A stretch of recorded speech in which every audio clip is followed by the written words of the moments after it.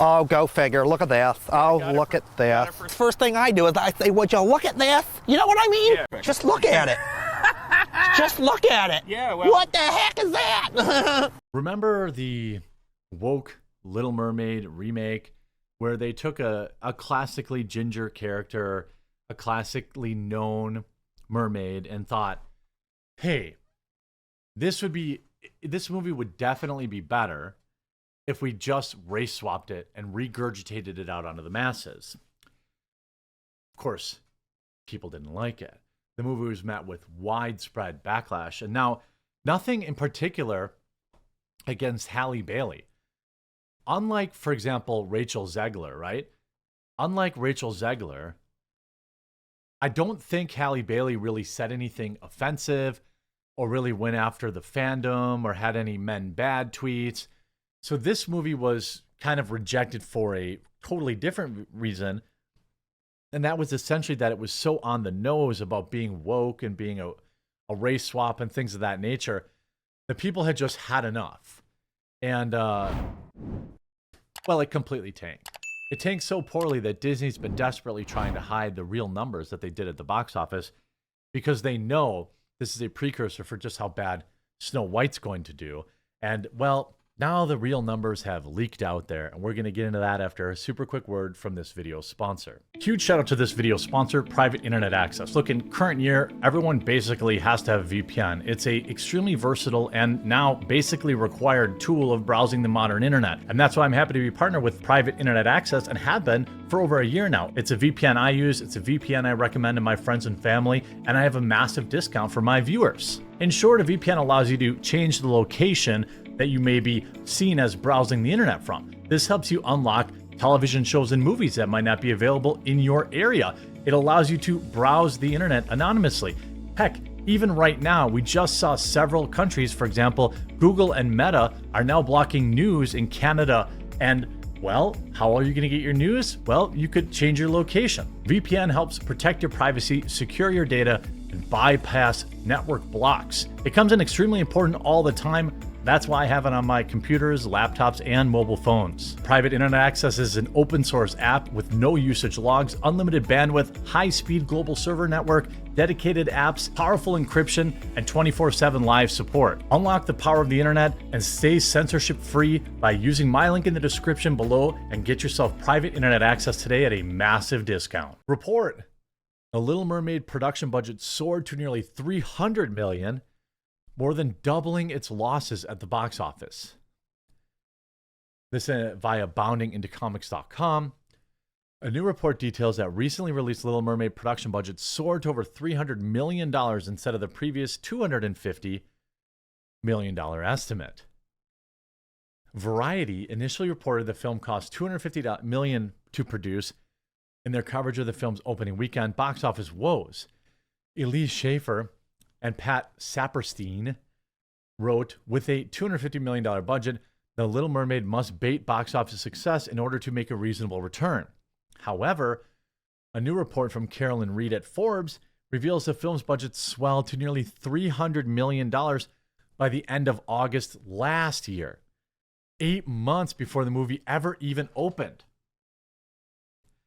That means, again, that you're at a $800 million break-even point, and they've almost certainly spent even more on marketing than they thought. This is all about the optics, right? The optics are, everybody wants these woke remakes. Look how successful they are. Oops. Oops. Oopsie. Reed's report is based off filings in the United Kingdom where she uncovered that the film's production company was filed under the Walt Disney Company's subsidiary, Sandcastle Pictures. Ooh, I wonder why. Those filings also show that Disney did not receive a rough $46.6 million, or that they did receive $46 million tax rebate, which converts to $56 million.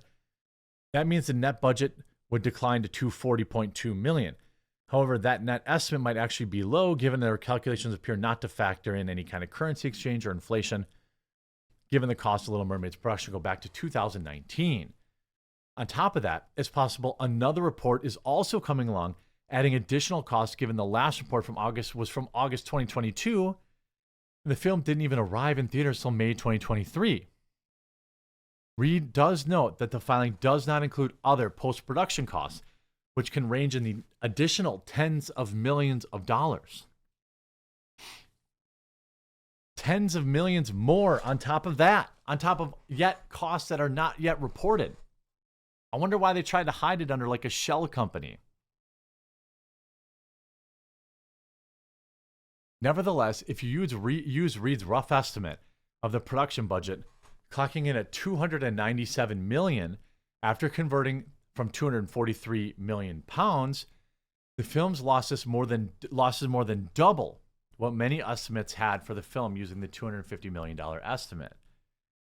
According to the numbers, Little Mermaid only made $569 million worldwide, with $298 million coming from North America and $270.9 million coming from various international markets.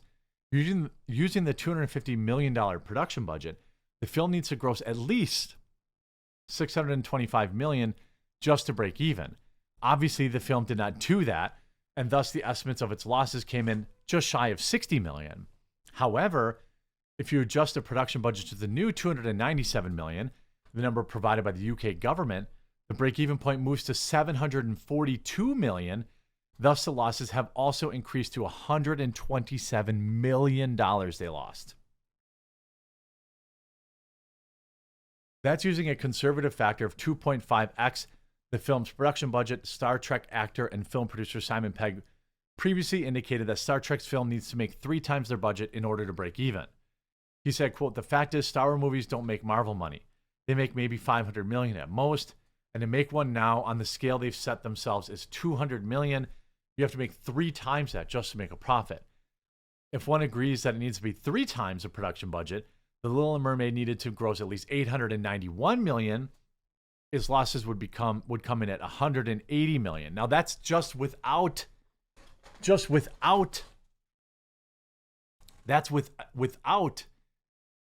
the additional 10 to 12 million that's coming, and additional costs between August and May. The reason they try to obfuscate this stuff is because these companies, at least in my opinion, are far more interested in the message than actually making money. When we look at Disney's last 10 films, they've all lost. I want to pull it up. I think in the last the biggest loss of the summer of 2023. I mean, you look at all these. Here's like the woke. Indie. Indie is now a strong independent woman. Look at this. Disney is the big box office loser of 2023, examining its $900 million worth of box office disappointments. Now we know that's closer to $1 billion. They've lost $1 billion on in their summer movies. $1 billion. Leave a like on this video if you think that's hilarious and awesome. Remember, Disney's trend of making live-action remakes and animated classics has seriously paid off in recent years, with movies like Maleficent, Cinderella, and The Jungle Book being incredibly profitable. Beauty and the Beast, Aladdin, and The Lion King each broke $1 billion at the box office, with the latter being the highest-grossing animated movie of all time. Although the reception of these remakes has started to sour. It was expected that Little Mermaid would be as big of a success as its predecessors. However, it turned out that wasn't the case. The Little Mermaid has made a little over $560 million, which would be a massive success for most movies. However, the film had a production budget of $250 million, we now know is $300 million, which makes this number a little less impressive. These budgets don't account for marketing or distribution, meaning the rule of thumb in Hollywood is that the break-even point is typically around 2.5 times the budget. This means that Little Mermaid would start turning a profit once it got somewhere around $625 million. So not only did it not make $1 billion, it actually bombed so hard it lost millions. Elemental also bombed, and its recovery may not be enough. Elemental had one of Pixar's lowest grossing opening weekends in the company's history, starting off slow with only $29 million at the box office.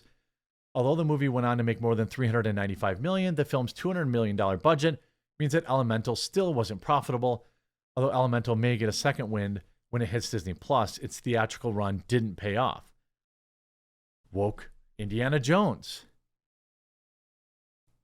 Dial of Destiny was a massive failure, making only $356 million on a budget of $300 million. This means that Indiana Jones and the Dial of Destiny box office lost hundreds of millions of dollars, and it was one of the biggest box office bombs of all time. Isn't that interesting?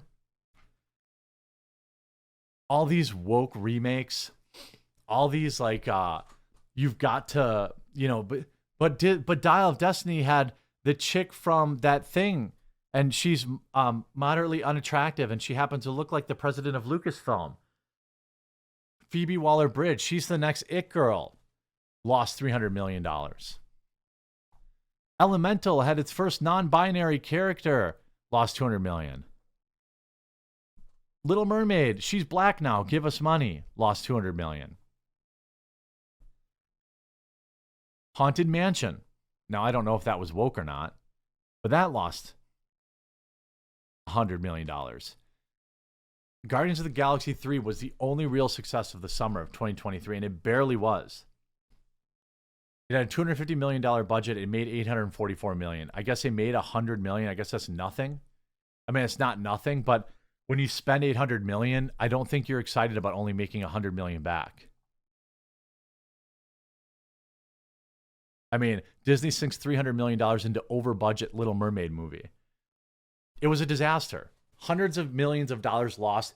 This means, my friends, that we are winning. We are winning. People go out and see Chris Pratt. I wonder why. People don't want to go see this woke crap. I wonder why. And they're willing to take all these losses to continue to push the message. But at some point, their shareholders, I mean, look at the Disney stock. You think it's unrelated?